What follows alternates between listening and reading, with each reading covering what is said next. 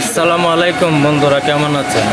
কিছু গল্প মনে পড়ে গেল, সেটা না কইয়া পারতেছি না।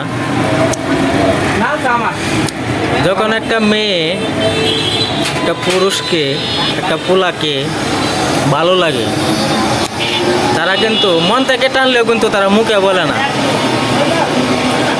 বলে না।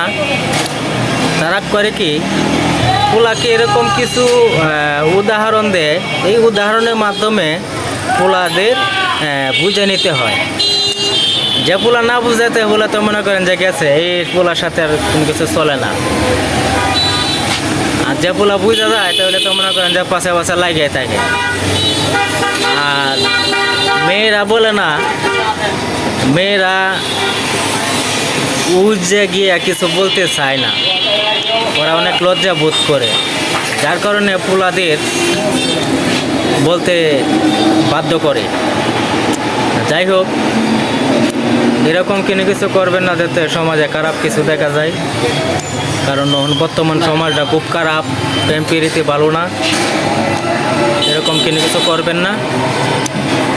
প্রেম প্রীতি জিনিসটা খুব খারাপ জিনিস। এই যে এই রাস্তায় কেউ পাও দিবেন না। এই রাস্তা পাও দিবেন, জীবনে অনেক পস্তাইতে হবে, জীবন ভর পস্তাইতে হবে, কোনো জায়গায় শান্তি পাবেন না।